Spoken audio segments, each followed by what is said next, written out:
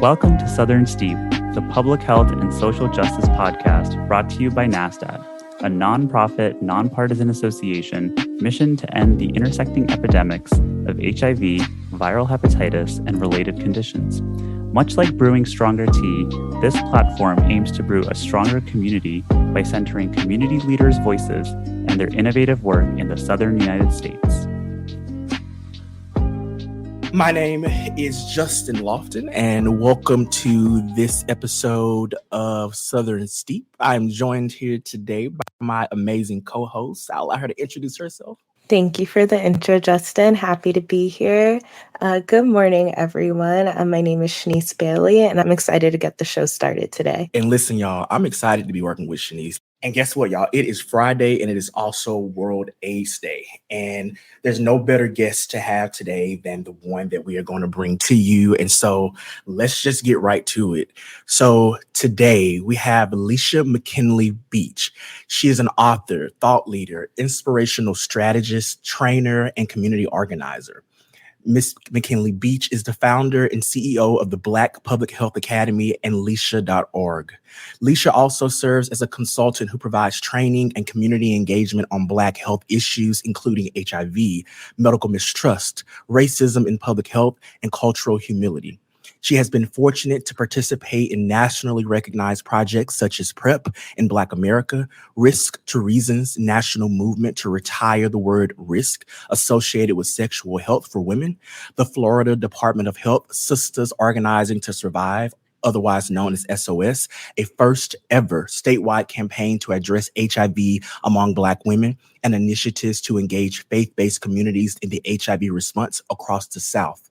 In addition to health-related work, Leisha finds time to invest her other passions, which include music and inspiration.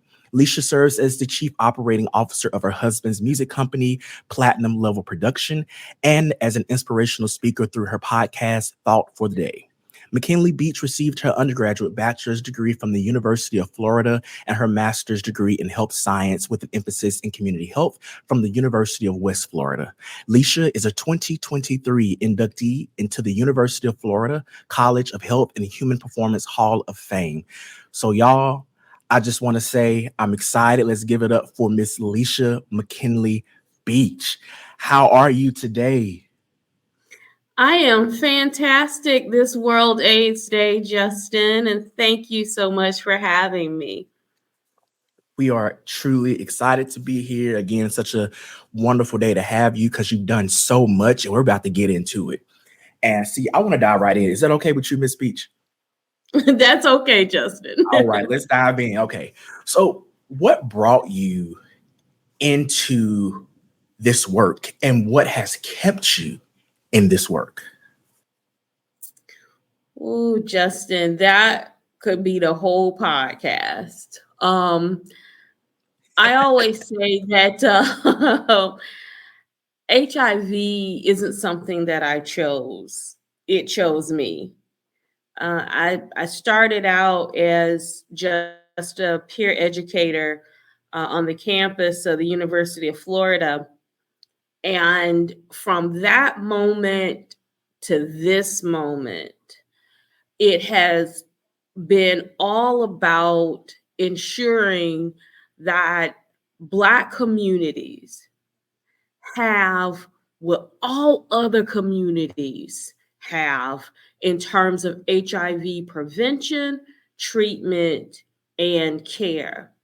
And that inequity, unfortunately, still exists. And so the advocacy to at least shorten the gap is what has kept me all these years in the movement.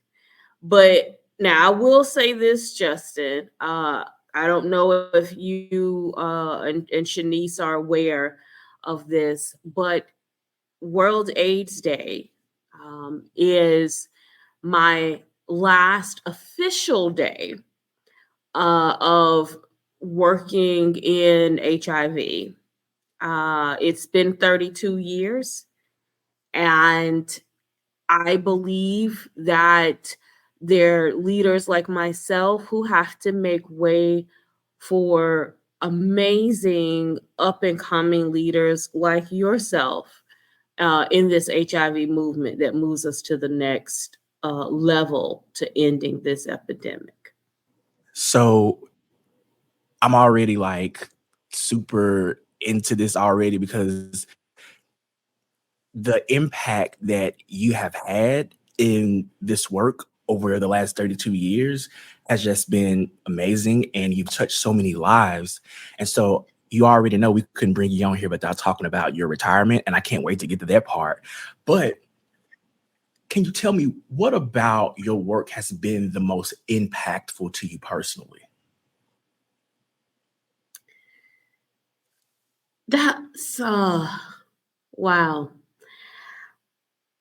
I don't know that I can pinpoint one thing, but what I will say is what has kept me going all these years is to see the leadership that I've been fortunate enough to help mentor and groom and support. I always knew, even when I was in my 20s, that being front and center or being in the limelight of this work was never my calling. My calling was always for community organizing and mobilizing and supporting individuals, paving the way for those who were going to come and do much greater work. So I was always clear about my intentions. And when you see me and I keep showing up with similar folks, folks over and over, and I repeat having them a part of webinar series and different presentations, that was a sign. Okay, this is somebody, she really sees the potential in them helping to move our advocacy work forward as it relates to HIV and Black communities. And so that's been like a drug for me, right? I get my high when I see the success of Justin leaders like yourself. And if I got a chance to play a part in that, and playing a part could be something just as simple as encouraging you. And I think that, and I'm probably getting ahead of questions that you're going to ask me, but for me, that part is bringing our culture and historically what we know in terms of elders and Black communities into our HIV space. So that's definitely what's kept me going. Wow, we're already just a few minutes in, and you are clearly already shaking the table, and I'm grateful for it. My sister Shanice, what you got over there? I'm just in awe of what Leisha's been able to share with us so far, but I'm also thinking a lot about the theme of this World AIDS Day and how this discussion that we're going to have about Leisha's trajectory, especially on the occasion of her retirement, feels very fitting because the theme of this year's World AIDS Day is actually Remember and Commit. So moving into the discussion of Leisha's work with the Black Public Health Academy. Leisha, can you please tell us more about the Black Public Health Academy? Sure. I've spent a significant portion of my HIV career in health departments. I've worked for the Florida and Georgia State Departments of Health. I've worked for the Fulton County Department of Health in Atlanta. And I've provided training, consultation to many health departments across the Southern region. And in my experience with health departments, I have received personal trauma. I mean, things that have really shook me to my core, but I've also received personal triumph and can look back over initiatives that I was able to create or be a part of that has had a lasting impact on the movement. And all of those experiences gave me courage to create the Black Public Health Academy to share and support staff in state and local county health departments, Black staff who desire to advance to leadership or executive positions, but they need that mentoring or coaching that you are not going to get from a traditional public health management course. And I'll give you an example. One of the things that I talk about in the academy is about microaggressions. Oftentimes, as Black staff in health departments, we experience things like that. I will never forget. Y'all knew when y'all invited me, I was a storyteller, so I got to tell at least 3 stories. I would love to hear all the stories you want to tell us. I'm locked in. All right, Shanice. So this is story 1. My daughter is a freshman in college now, but at this time she was a 2 or 3-year-old. And I preference the story with that backdrop because as a new mom, as a young mom, there's some things that I'm going to take now that I didn't take before I was somebody's mother. And this was one of those incidents where we were ordering materials for promotional materials for HIV testing. And I am the only Black manager in this health department. And the other managers were recommending things like Frisbees and coolies, those little things that you put your drink in. Mm-hmm. And so I said, wait a minute, I maybe I misunderstood the assignment. What I thought we were tasked with was identifying promotional items that staff can use in outreach and community events, specifically in Black communities, to raise awareness about HIV testing. And Right. you gonna recommend Frisbees for Black people? I mean, like, really, right?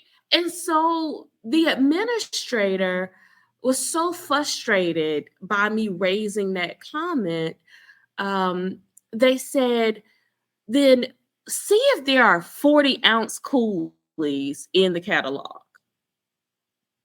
Whoa. Now, yeah, the Leisha before becoming somebody's mother would have had a whole host of things to say that would have been bleeped out, and at that time probably would have went viral.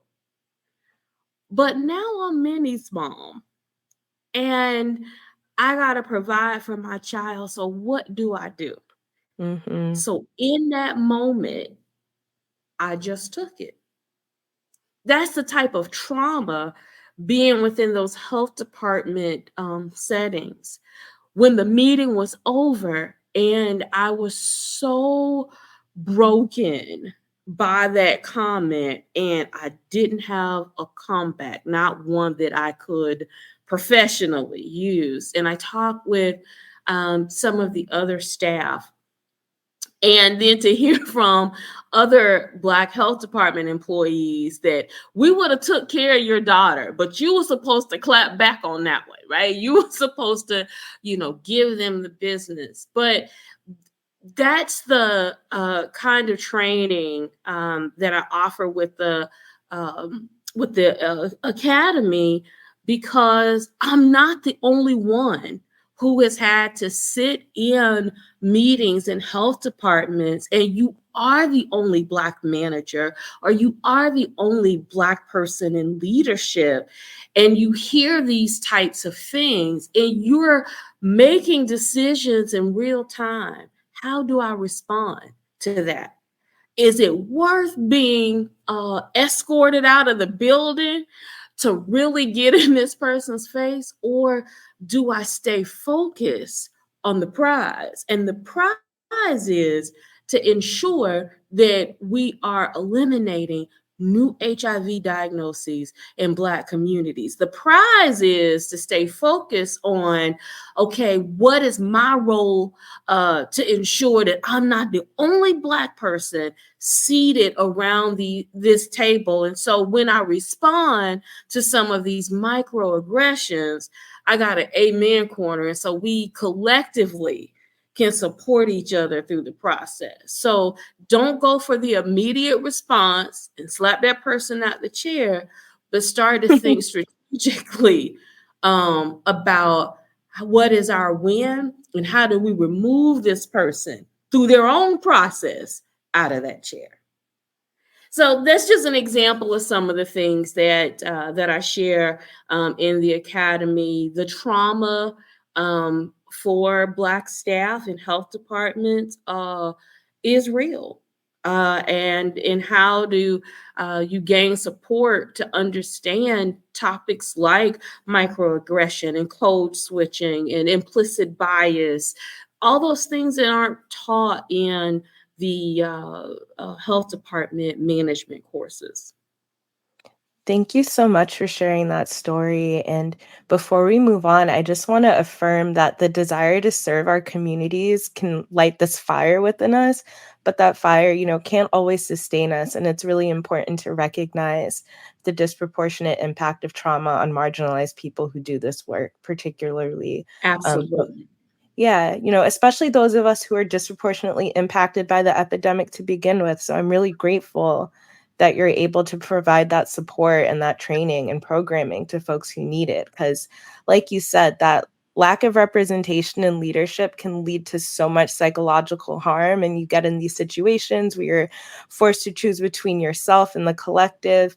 And to get to a place where you can do that successfully, there's definitely a strategy. And I feel like you have to learn that from someone who knows the ropes. Like, you can't just type it into Google and find the answers. You know what I mean? Exactly. Absolutely. So I was going to ask you a little bit more about the communities you serve and the programming you offer, but I think you did a lovely job of covering that already. But before we move on, was there anything from either of those sections that you'd like to elaborate on, or a particular program that you're really passionate about? Well, I think in terms of communities that I've served, people may remember my work and contribution as it relates to Black women, but my start wasn't with Black women. It was with Black same-gender loving men. And there was a lack of representation of Black same-gender loving men in our health department systems. And so oftentimes when work groups were needed to represent states, even with an organization such as NASDAD, I was a representative for Black gay men. And I think about how far we have come. I got a name, or I guess an honor from a group of Black same-gender loving men in Florida as she is an honorary queen, and not queen in the I way that love we see that. it. And that's an honor, right? That a Yes. population that you don't represent, you represent, Mm-hmm. right? And so we couldn't wait until we're able to get the powers that be to understand and see the value in ensuring that folks who are our highest populations or are impacted the most by HIV should be seated at these tables making decisions for themselves. We're going to continue that advocacy to make that happen. But in the meantime, right, we still got to be fighting for those communities. We still got to make sure that their voice is heard, even when you don't see the value of having them in the room. That's allyship, right? There are some spaces at that time that I got invited to. It was about Black gay men that Black gay men weren't invited to. It sounds so bizarre, but it was a reality. And so to take the heart of what they were experiencing and feel that, feel the burden and the trauma and the fact that not just want to silence them, but not even want them visibly seen in the health department structure just really pulled on my heartstrings. And so when I went in that room, I didn't go in that room trying to be a Black gay man. I went in that room being a sister and a mother to Black gay men. And if those are my sons, and you will hear from Justin, I refer to all of you as, young people, young man, young woman. And I know we're in the era of being respectful of folks' gender, but I'm an older Southern woman. And if I can get by with some of seeing you as my son or my daughter, however you're comfortable with, that's the compassion that I have for you. And so that's what I took into those rooms. And so folks who've been in the movement for years, they will say people are crediting her now for the work that she's doing with women. But we remember when she became the champion for Black gay men. And for me, because I am not a member of that population, that's the greatest honor in this entire movement for me. Absolutely. Thank you for sharing that. And it's, heartbreaking to see who isn't allowed to share their experiences and advocate for themselves in these decision-making spaces. So I know the goal is to make sure that folks are represented in these spaces first and foremost, but thank you for being a voice in those rooms where folks, weren't able to enter at those times. Moving on, what is some guidance that you might offer to people or programs that are doing this work or similar work? Remain true to yourself first. When we remain true to ourselves, it comes across in the work that you do. So many of us wanted to be accepted, didn't want to face confrontation, and we got to tables, and instead of transforming them, some of us, and I'm even included, conform. So what does that mean? You sit in these rooms and people that've been doing this work 10, 20 years, and I've only been doing it 2 years, 3 years. I started to think, maybe they know better. Maybe my little strategy doesn't work, even though I have lived experience in this community my whole life. I know that giving frisbees to Black women over 50 is irrelevant in trying to raise my awareness about knowing my HIV status. That's crazy. But maybe they know something that I don't know. And so I would say to this generation of leaders right now, don't be like me, be better in that sense. So what that you've only been in this work for a year or two, there are things that you know that will impact and provide forward movement that'll help us in progressing to reducing the number of new diagnoses. Don't sit at the table and be reserved because you don't have the experience of others. If they knew the best strategy and had the greatest blueprint, the epidemic would be over. And since it's not, we need you and we need your voice. So don't come to the table and conform, transform it. That is amazing advice. Thank you so much. So, we're going to move into a section that we like to call Herstory. And I'm just going to share a little bit more about Leisha and her accomplishments. So, Leisha McKinley-Beach has received multiple awards and recognitions, including being inducted into the 2023 University of Florida College of Health and Human Performance Hall of Fame. As Justin and I mentioned earlier, today is World AIDS Day. Leisha is also being featured in the World AIDS Day show Stories of Triumph, a photo exhibition by the photographer Sean Black in observance of World AIDS Day. It's currently being featured at Buckhead Art and Company, a gallery in Atlanta, Georgia. So, Leisha, can you share with us a bit about how you feel about the exhibit and the recognition that you've received for your work? Oh, Shanice, you about to make me cry. Oh, You know, when I think back over the work that I've done, I wanted people to remember me for my compassion.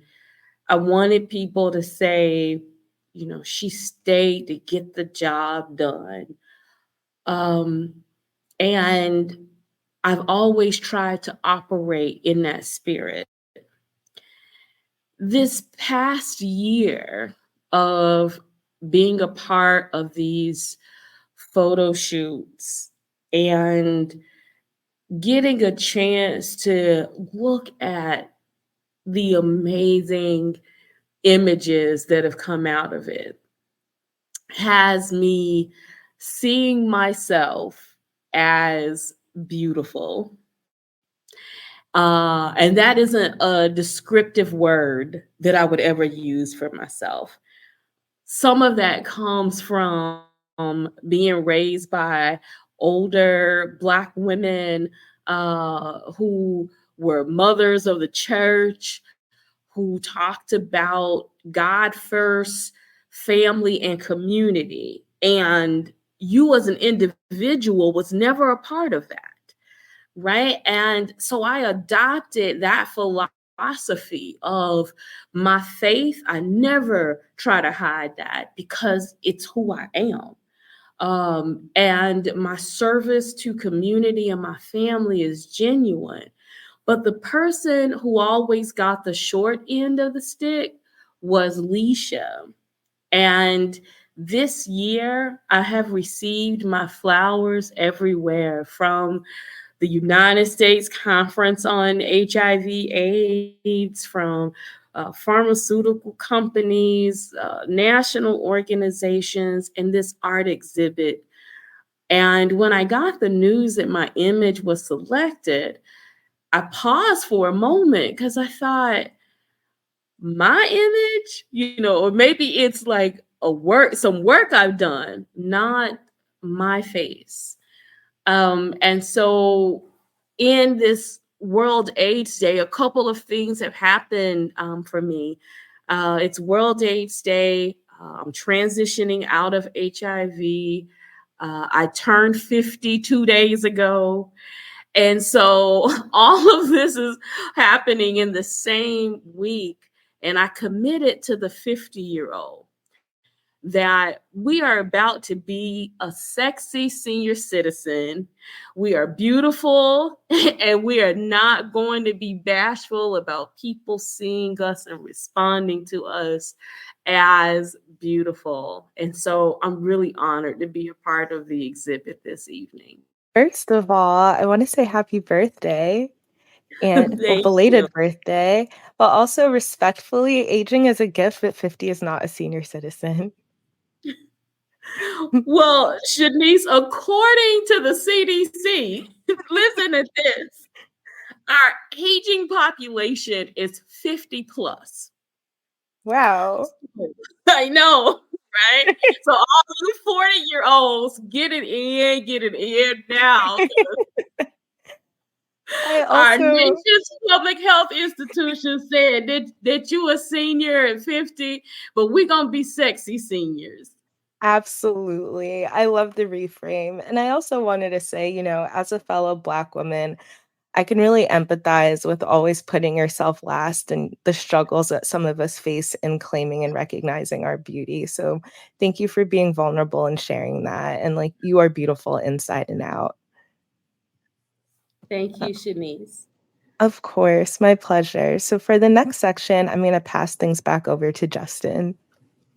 Thank you so much, Shanice and Miss Leisha.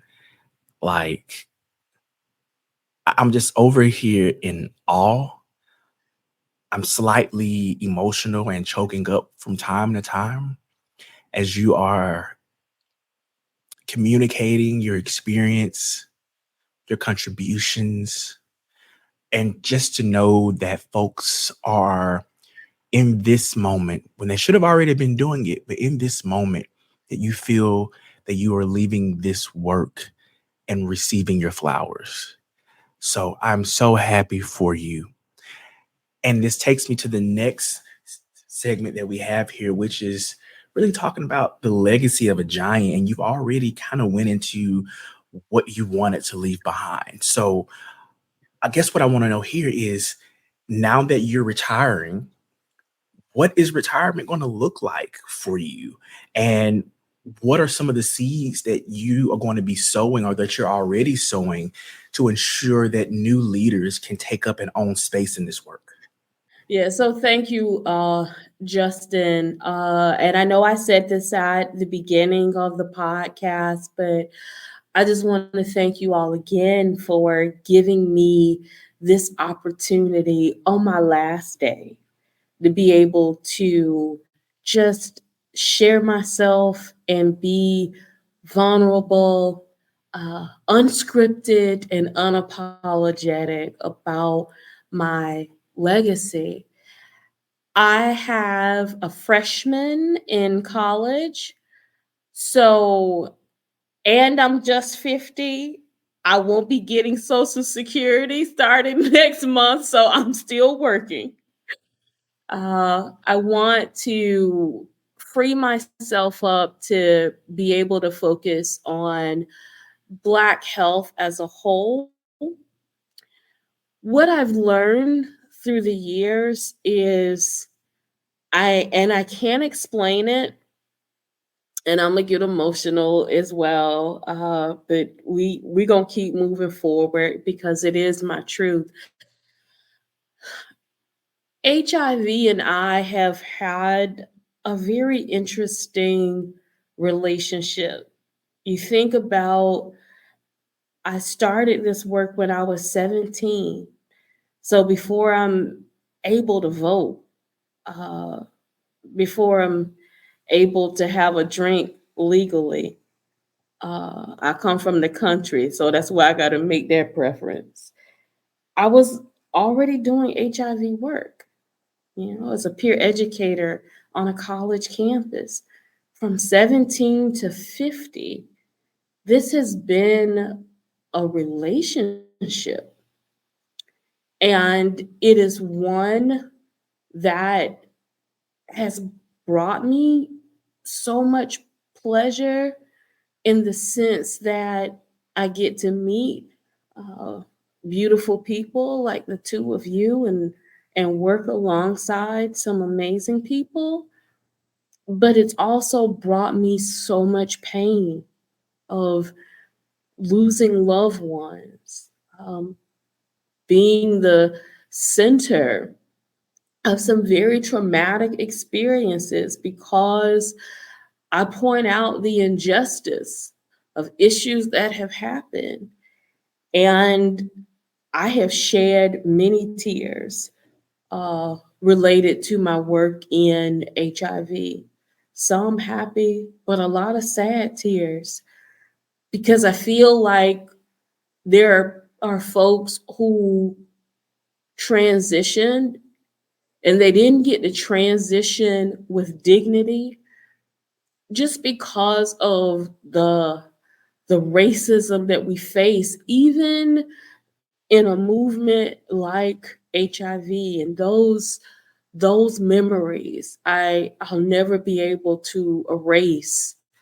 Um, when I think about the legacy, I hope what I have imparted in people is just the compassion for humanity. The education is important because we want the science to be sound that we share with community. Knowing how to implement programs and services is important because we want those initiatives to be effective in our efforts in reducing new HIV cases and assisting those living with HIV in achieving viral suppression. But the compassion for humanity becomes the foundation for the work that we do. And if that's not what you have, then this is not the place for you. I feel like, I'm reflecting, as this theme says, remember and commit. And I've been reflecting all week on legacy. And a story comes to mind about a woman that I only knew for 1 week who touched my life in such a profound way in how I deliver service in HIV. A woman who was transitioning in a very rural town in Northwest Florida, a Black woman. She had heard about me and another woman who was diagnosed with HIV. She literally came to find me and told me that this woman wanted to see me. And I went to visit her and we had a conversation, and she asked everyone to leave the room. And she told me, she said, "I'm not going to make it." And I told her, "That's not true. They got this new thing. We haven't got it yet, but it's on its way.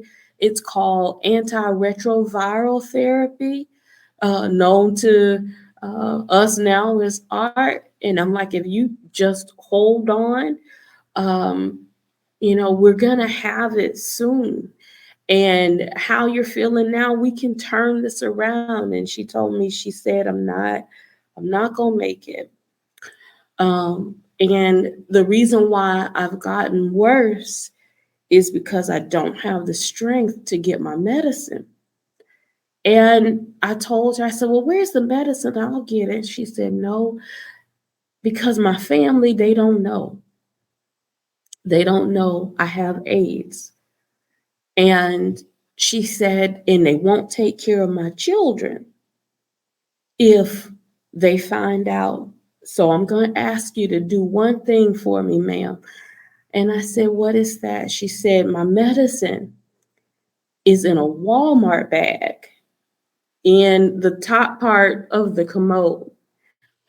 And if you can take it out of here so they won't know what I'm dying from because they think it's cancer, then they'll take care of my kids." As a mother, that's the last thing I can do for them. And so I went into that bathroom and I got that medicine and I put it in my coat. And as that commode water was running down my leg, I thought, in my lifetime, I'd never be able to honor anyone the way that I honored her in that moment. And I share that story. I mean, obviously, it still has a great impact on me, but I share that story so that those of you who think about my legacy and think about what I've sown into you, that it would be compassion.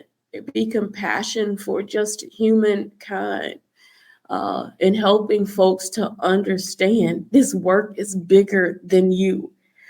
Matter of fact, it's never been about you. Your gifts and your talents and your brilliance that you bring into the HIV space is about the communities that we serve. And let that be your legacy, as I hope that truly has come across as mine. Wow. I just want to just take a moment, just allow a pregnancy pause here. Yeah. That story not only says so much about your commitment to this work and what you mean to this work, but that alone shows us that we still have so much more work to do, and makes me even more grateful to be able to know you, because to know you is to love you and to share space with you and to honor and to celebrate you in this moment. Thank you for sharing it. So, to close out, what we always like to do here is kind of just figure out, like, what do you love about the South? And as a person who has had most of your work take place in the South, um, can you tell us one thing that you love about the South, and what do you hope to see for the South? So, Justin, you just asked a question that made my face light up. Um, I'm a Southern girl. I was born in the South. I expect that I'm going to die in the South. I love this region of the country. And with all of the negative things that comes with being a Southerner, the beautiful things about community, about faith, about our love for each other. Don't get it twisted. Yeah, there are things that we need to work on, but there's a love in Black community that transcends other folks' knowledge and understanding. And those are the things that I choose to focus on. This is my last story. It's not gonna make you cry.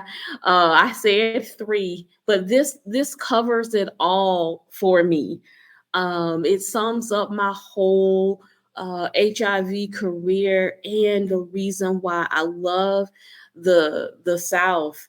When I was young in my career, we were not getting enough attention on what was happening to Black people in the panhandle of Florida. It's very rural, where cow tipping is a thing. You know, cows sleep standing up, and you push them over and then try to run before the bull could come to get us. Yes, child, I am a Southern rural girl. And but so there's not a lot of attention of what's happening to Black people in HIV in this panhandle of Florida. And now folks are looking to me. They start calling me a leader. I don't see myself as a leader. I'm a kid. I'm gonna spend 2 years in HIV so that I can have this experience to go to CDC. That was what my plan was. That's the dream job. But this relationship I had with HIV, it wouldn't let me divorce it, and stayed together for 32 years. But I digress. Anyway, so nobody's listening to us. Nobody's paying attention to us. And folks want me to do something. Well, the only something that I know how to do is to take a page out of the civil rights movement playbook. And I told my staff, and I shared this on my social media today.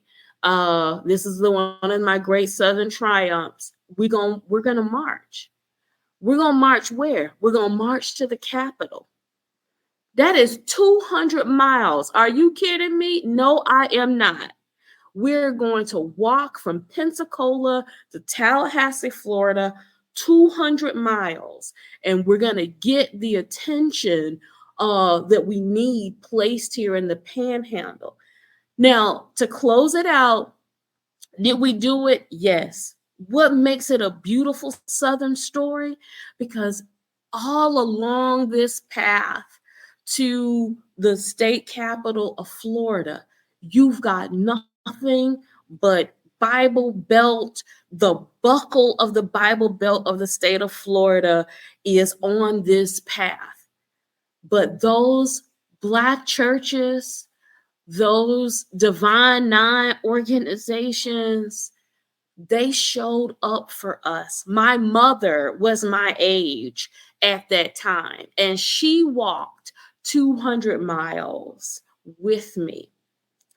And when we got to the Capitol, they found money to fund the first Black-led HIV organization in Northwest Florida.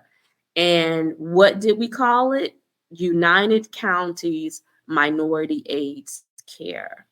So that's why I love the South. Folks walked with us who may be some of the same folks who preach hellfire and brimstone, who may be some of the same folks who didn't accept same gender loving people, but we all agreed on one thing, that we're going to save ourselves because nobody is coming to save us. That's that community pride.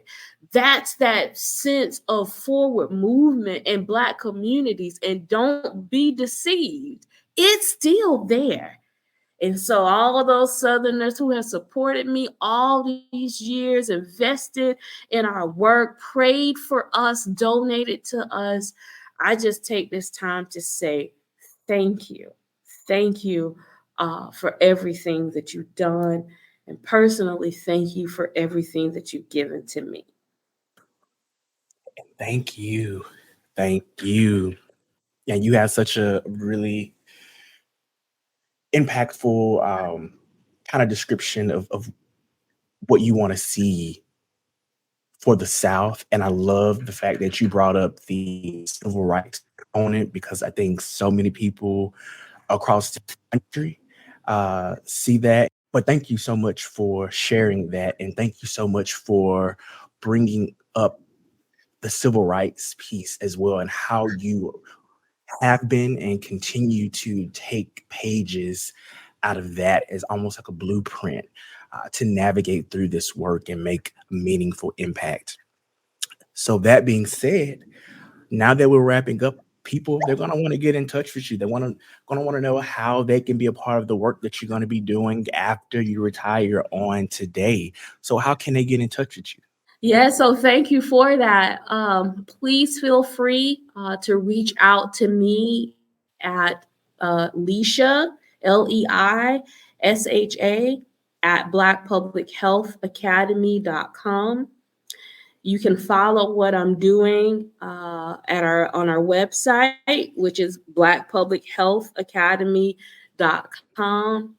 And this one is for you, Shanice. I am on the senior social media, that's Facebook. And I'm on there too. You just a senior in training. I'll post opportunities to join training courses. We do have some training courses that are available, ebooks. And now that I'm going to be able to focus exclusively on the Academy, look forward to just more tools and resources, from webinars to individual trainings with health departments. I'm definitely available to design cohorts specifically for a health department to address their specific needs. And so I'm just really excited, Justin, what the future holds. Awesome, awesome, awesome. So as we conclude, I want to say thank you for being a guest on the show. But before we do that, we have an amazing segment that I love, and I'm going to pass it over to Shanice before we wrap up today.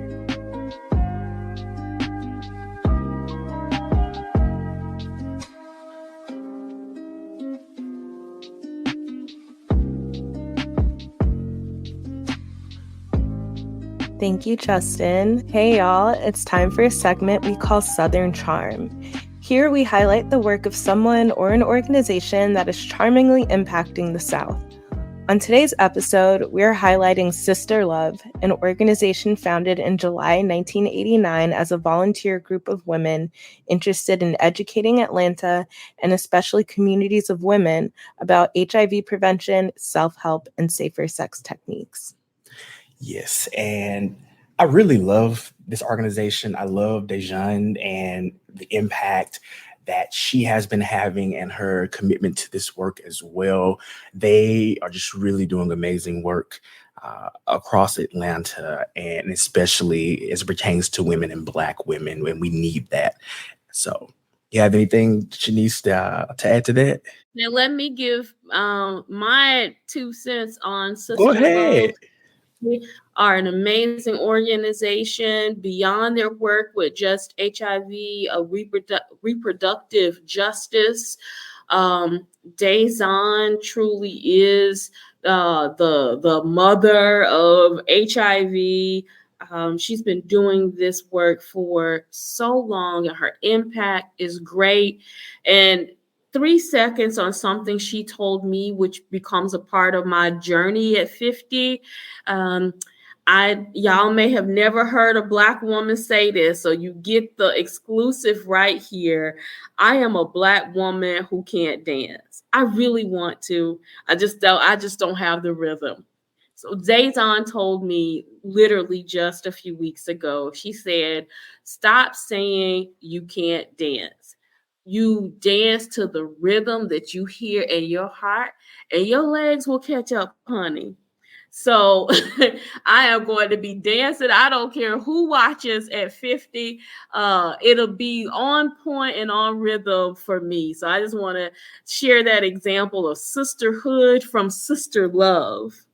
Yes. Thank you for that, Leisha. That was beautiful. Awesome.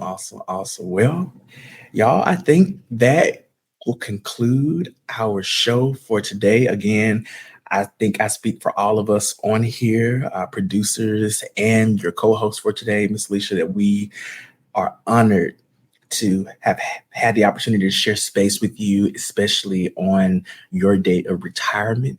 And we wish you well in all your future endeavors and wherever the good Lord, the universe, or whomever you serve shall take you. And so with that, my name is Justin Lofton. And I'm Shanice Bailey.